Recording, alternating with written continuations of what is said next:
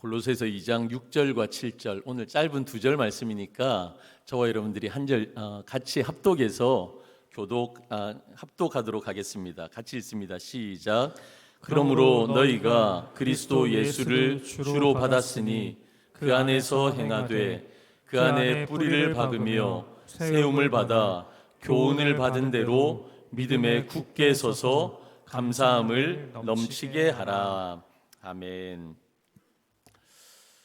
상반기 주님께서 인도하심에 감사하며 오늘 우리 맥주 감사주일로 지킵니다. 더불어서 아까 광고에도 말씀드린 것처럼 오늘 맥주 감사주일부터 추수 감사주일까지 약 4개월 긴 대장정을 우리 거룩한 습관 153 감사 캠페인을 우리 이제 시작합니다. 우리가 감사에 대해서 조금 더 깊이 있게 묵상하고 하나님 앞에 감사를 드리려고 하는데, 여러분 그렇다면요, 여러분 언제 감사하십니까? 여러분 언제 감사하십니까? 그리고 무엇 때문에 여러분 감사하십니까? 보통은 일반적으로 감사는 환경에 반응하는 거예요. 내가 원하는 대로 무언가 이루어질 때, 감사할 만한 제목이 있을 때 우리가 감사하잖아요. 그러나 성경은 우리에게 그런 감사를 요구한다, 저는 그렇게 생각하지 않습니다. 여러분 오늘 말씀을 통해서 우리가 드려야 할 감사는 어떤 감사인지 몇 가지로 우리가 한번 말씀을 상고해 보려고 합니다. 첫 번째, 감사는요, 환경에 반응하는 것이 아닙니다. 환경에 반응하는 것이 아닙니다. 성경에 보시면 감사라는 단어가 여러 차례 나옵니다. 구약과 신약을 합쳐서요 196번, 그러니까 거의 200번 가까이 감사라는 단어가 나옵니다. 구약에서는 132번, 신약에서는 64번. 여러분 이렇게 감사가 많이 나와요. 구약에서 가장 감사가 많이 언급된 성경이 어디냐면 시편입니다. 그리고 신약에서 감사를 가장 많이 언급한 성경이 어디냐면 바울서신입니다. 이 말을 어떻게 우리가 해석할 수 있냐면, 구약에서 감사를 가장 많이 말했던 분이 누구냐? 다윗이었습니다. 그리고 신약에서 감사를 가장 많이 표현했던 사람이 누구냐? 사도 바울이었습니다.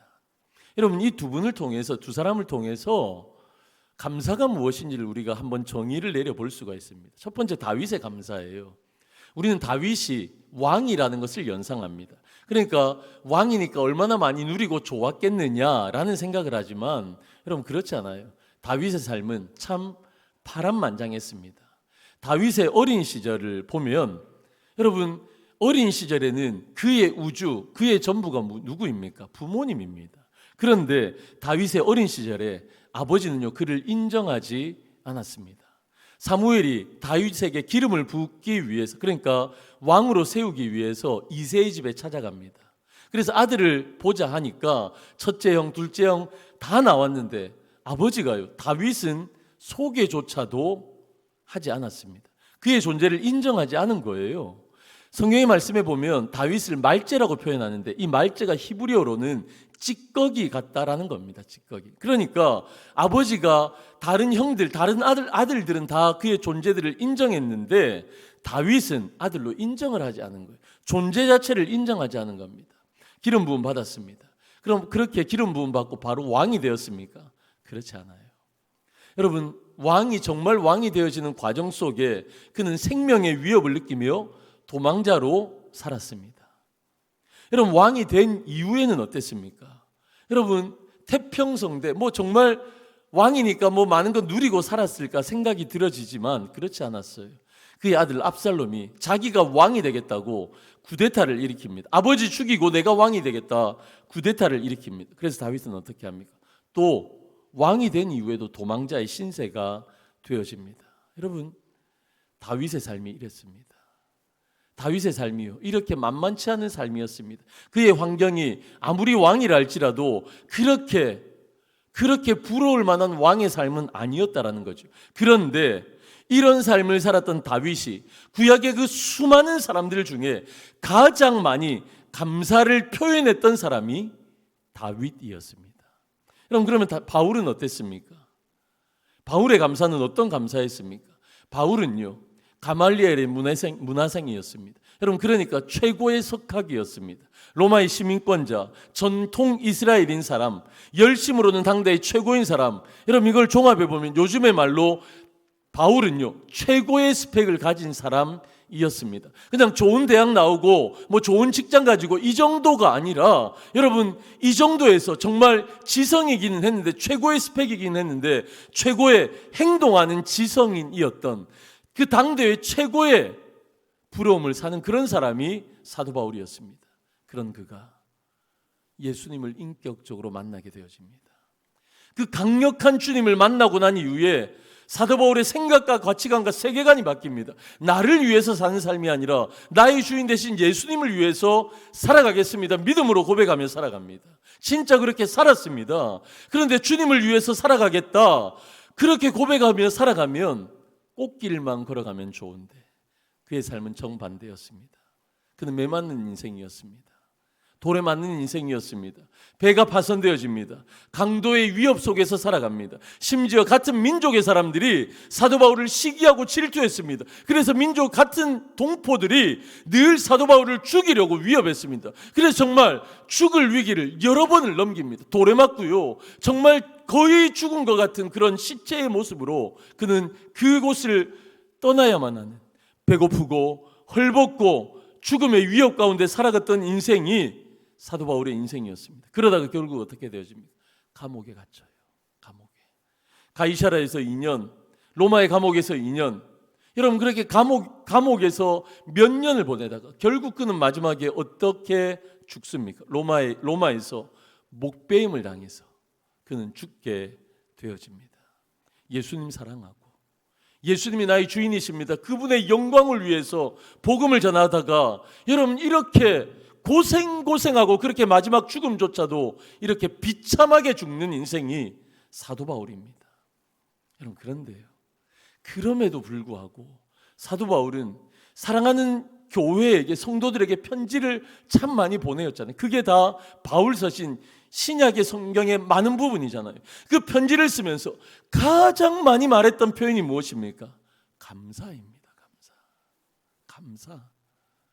여러분, 이 오늘 읽었던 골로새서도 어떤 말씀입니까? 그가 옥중에서 썼던 옥중서신입니다. 옥중서신. 그가 옥에서 그렇게 사랑하는 성도들에게 이 편지를, 서신을 쓰면서 감사라는 표현을 쓰는 거죠. 여러분, 작년에 우리가 빌립보서, 감사에 대해서, 기쁨에 대해서 그가 얼마나 많이 빌립보 성도들에게 옥중에서 표현했습니까? 여러분, 다윗의 삶과 바울의 삶을 통해서 우리가 확실히 알 수 있는 감사의 정의는요, 감사는 환경에 반응하는 것이 아니라는 것입니다.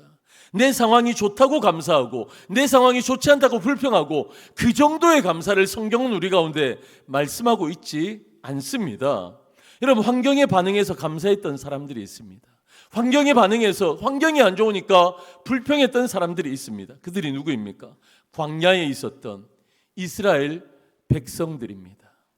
여러분, 이스라엘 백성들은 애굽에서 430년 동안 종살이를 했습니다.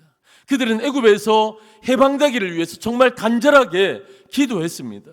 정말 힘드니까 정말 애타고 간절하게 하나님 앞에 기도했던 거예요. 하나님은 그 기도를 들으셨습니다. 하나님의 때가 되어서 하나님께서 모세를 들어 사용하셔서 이스라엘을 출애굽시켜 주십니다. 여러분, 이 출애굽하는 과정 가운데 어떤 일들이 있었어요? 하나님께서 10가지 재앙을 애굽에게 내리십니다. 여러분, 그 마지막 재앙 잘 아시잖아요. 유월절의 재앙.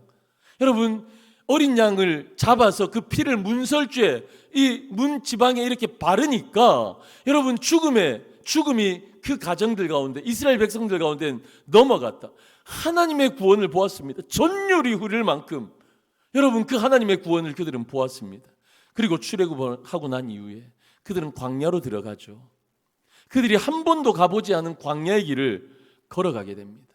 여러분, 그런데요, 어디로 가는지, 그 길이 어디인지 몰랐어요. 그런데 그때마다 하나님께서 쉐키나의 영광의 구름으로 그들을 인도하셨습니다. 그들의 머리 위에는 영광의 구름, 쉐키나의 구름이 있는 거예요. 그래서 그 구름이 움직이면 가고 멈추면 섰습니다. 여러분, 그리고요, 광야니까 어땠습니까? 낮에는 너무 더워요. 밤에는 너무 추워요. 일교차가 너무 컸던 겁니다. 그러니까 하나님께서 그들 가운데 구름 기둥과 불 기둥으로, 낮에는 구름 기둥으로 그들을 시원하게 하시고 밤에는 불 기둥으로 그들을 따뜻하게 인도하셨습니다.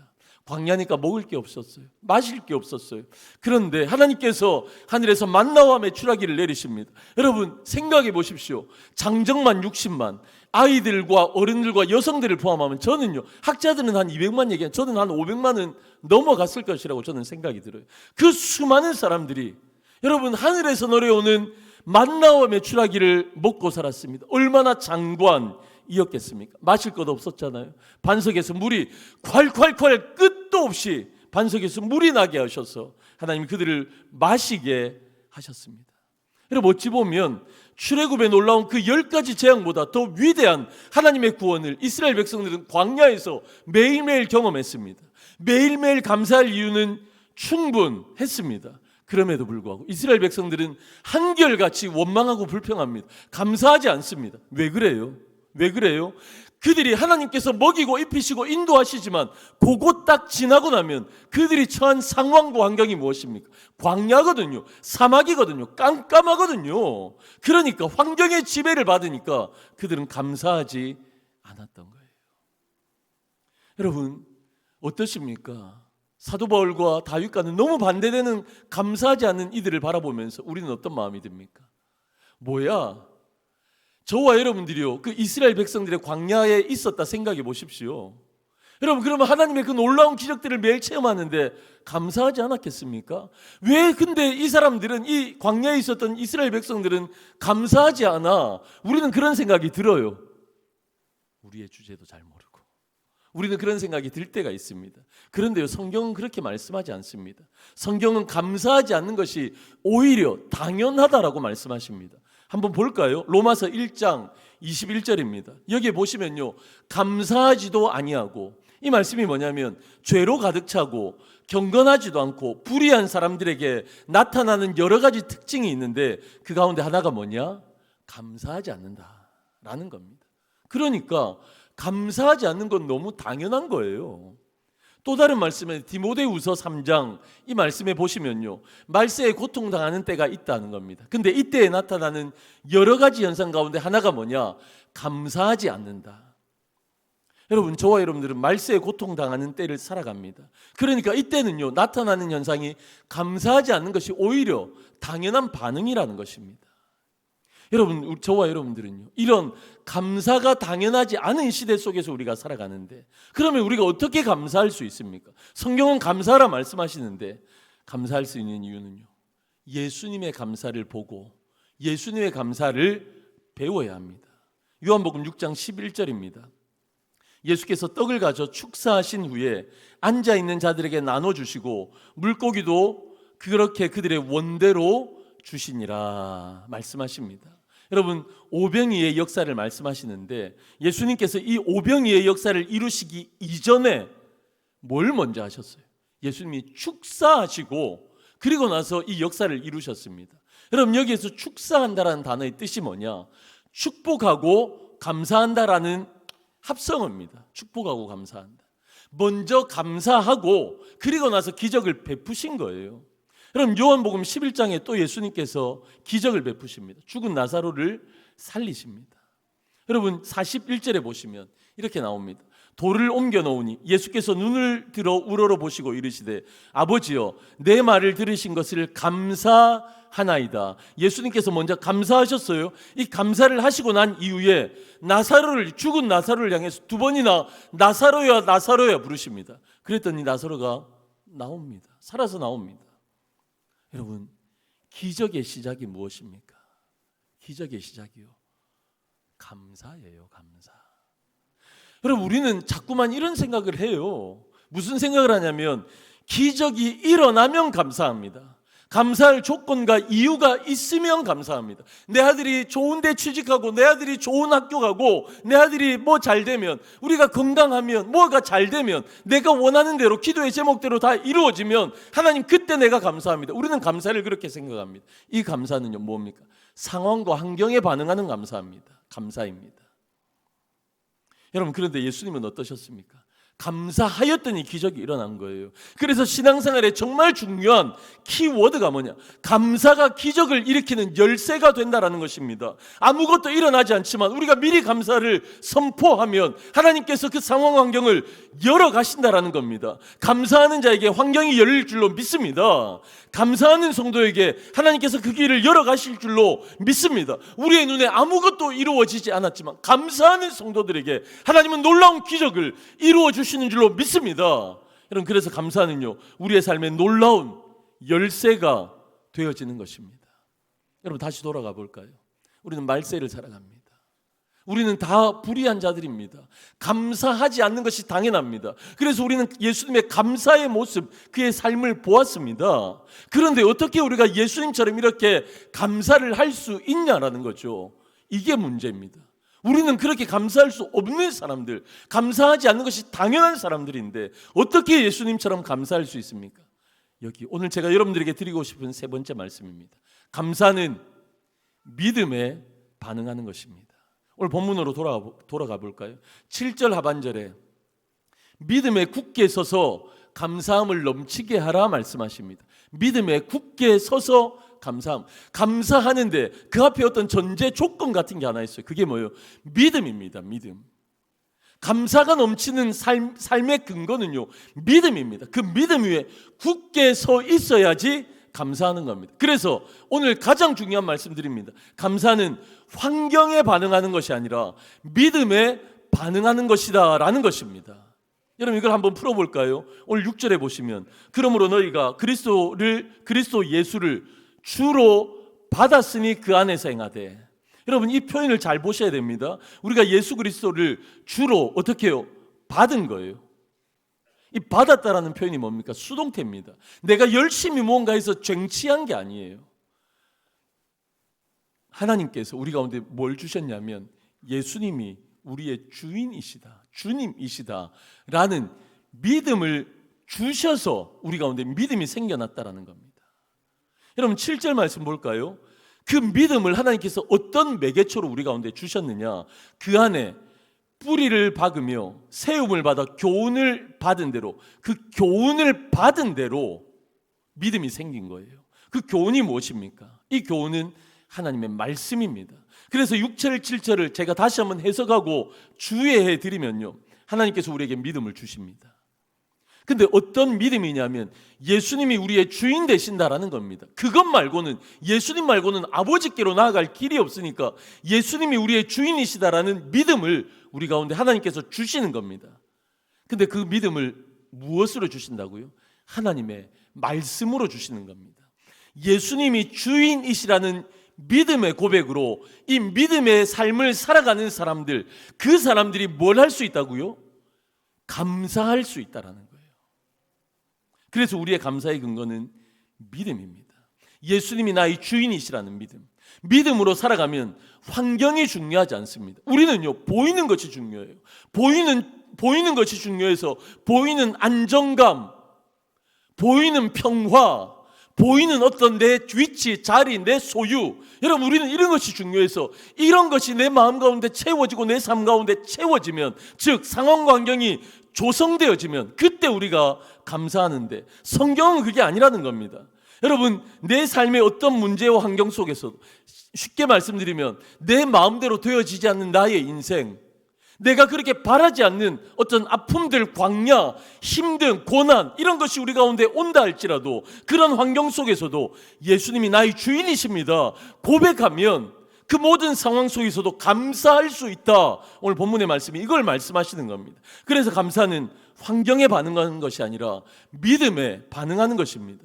주님의 시선으로 내 삶을 바라보는 것 중요합니다. 주님의 시선으로 내 삶을 해석하는 것 중요합니다. 그렇게 해석하고 내 상황과 환경을 바라보면, 내 인생을 바라보면 모든 것이 감사의 제목들이 되어지는 것입니다.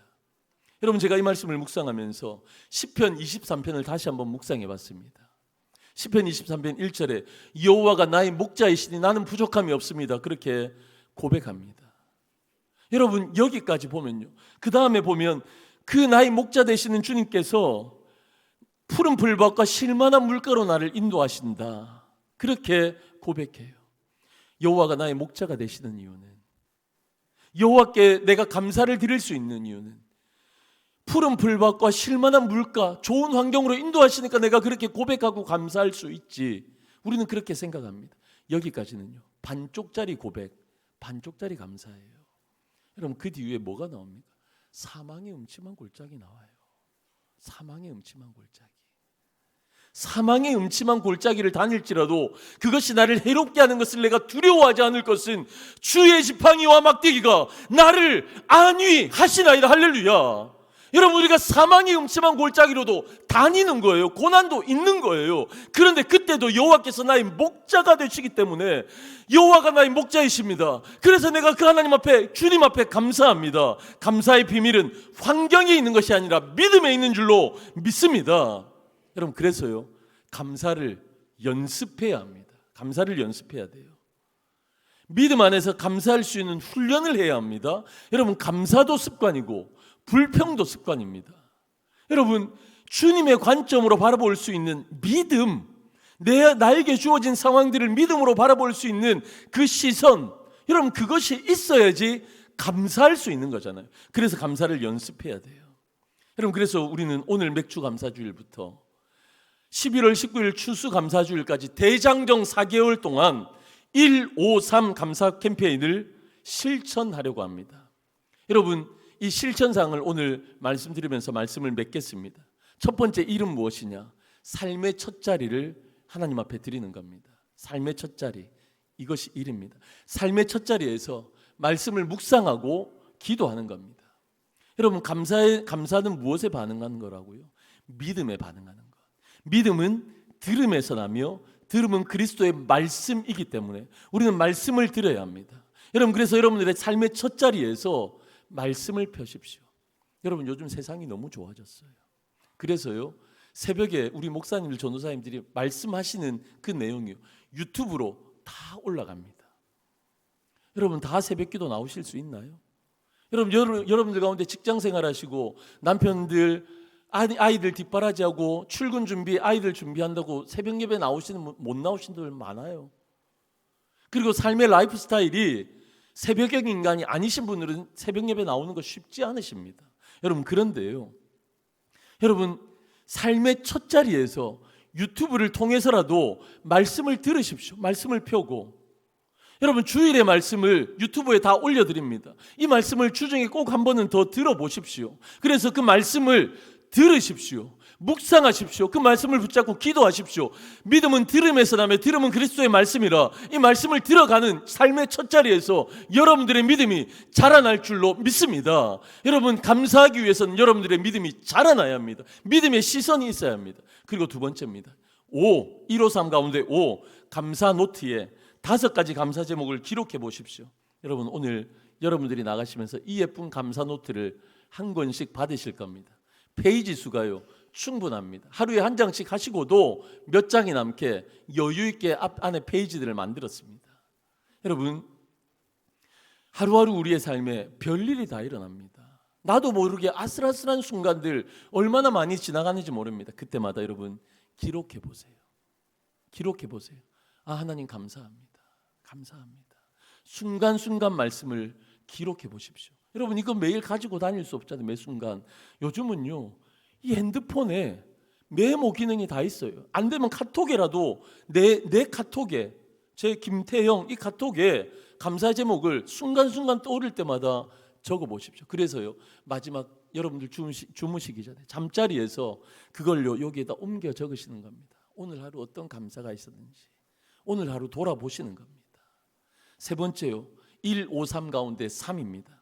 3번 감사를 표현해 보십시오.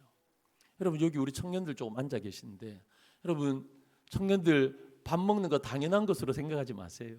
결혼해 보면 그거 당연한 거 아닌 줄 알 겁니다. 여러분, 밥 먹을 때 있잖아요. 식사할 때 엄마한테 엄마 고마워, 엄마 고마워요, 감사해요, 꼭 한번 하시길 바랍니다. 권사님들 얼굴이 피셨어요.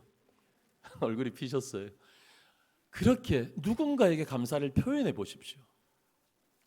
여러분, 우리 남성분들이 밖에 나가서 열심히 일해서 월급 받습니다. 그래서 월급 받습니다. 여러분, 우리 아내들이요, 한 달에 한 번이라도 월급날만이라도 남편분들에게 정중하게 여보 수고했어요, 감사해요 한번 표현하시면 좋겠습니다. 우리 형제분들 얼굴이 폈습니다. 여러분, 감사는요, 감사할 거리를 찾으면 너무 많거든요. 표현할 거리지 너무 많습니다. 누구에게든지 감사할 수 있습니다. 모든 환경은 하나님이 나에게 열어주신 세계입니다. 그래서요, 심지어는 부정적이고 힘들고 광야와 같은 그런 상황 속에서도 하나님의 손길 안에 있다고 우리가 여겨지면 그것조차도 내 생각과 다른 내 삶의 그런 길 속에서도 우리가 하나님 앞에 감사할 수 있는 겁니다. 하나님 감사합니다. 내가 아파도 감사합니다. 내 몸이 상해도 감사합니다. 여러분, 그렇게 감사할 수 있는 것입니다. 3번 감사를 표현해 보십시오. 우리는 1호상 감사 캠페인을 이제 시작합니다. 성경 공부를 얼마나 했냐, 훈련을 얼마나 받았냐 중요합니다. 그러나 더 중요한 것은 이런 것을 통해서 최종적인 우리의 모습이 감사로 드러나야 할 줄로 믿습니다. 믿음은 감사하게 만들고, 감사할 때 우리의 믿음은 더욱더 자라나는 겁니다. 감사하면 여러분 기적이 열리는 줄로 믿습니다. 가장 부유한 삶은 많이 가진 것 아닙니다. 이 땅에 많은 것을 소유한 것이 아닙니다. 감사하는 삶이 가장 부유한 삶인 줄로 믿습니다. 사랑하는 성도 여러분, 우리 이제 거룩한 습관 153 감사 캠페인을 시작합니다. 이 일들을 통해서 우리가 상황에 반응하는 감사를 드리는 사람이 아니라 우리의 믿음이 더욱더 성숙해져서 믿음에 반응하는 그런 감사하는 성도들 되어주시기를 주님의 이름으로 간절히 축원합니다. 그렇게 하나님 앞에 믿음으로 반응하며 감사할 때 하나님의 은혜를 누리는, 하나님의 은혜와 복을 누리는 우리 사랑하는 성도님들이 되실 줄로 믿습니다. 기도하겠습니다. 하나님 감사합니다. 하나님, 맥주 감사주일 맞이하며 이 반년 동안, 이 상반기 동안 인도하신 하나님의 은혜 앞에 감사를 드립니다. 주님, 오늘부터 우리 추수감사 11월까지 거룩한 습관 153 감사 캠페인을 시작합니다. 우리 사랑하는 성도님들이 이 캠페인에 동참하게 하시옵소서. 그래서 상황에 반응하는 감사가 아니라 믿음에 반응하는 감사하는 성도들 되어지게 하시고, 주님 그리하여서 감사하는 성도들에게 기적을 베푸시는 하나님의 은혜와 복을 누릴 수 있도록 은혜로 함께하여 주옵소서. 감사하는 가운데 우리의 문제들이 풀려지는 은혜를 허락하여 주시옵소서. 감사를 드리며 예수님 이름으로 기도합니다.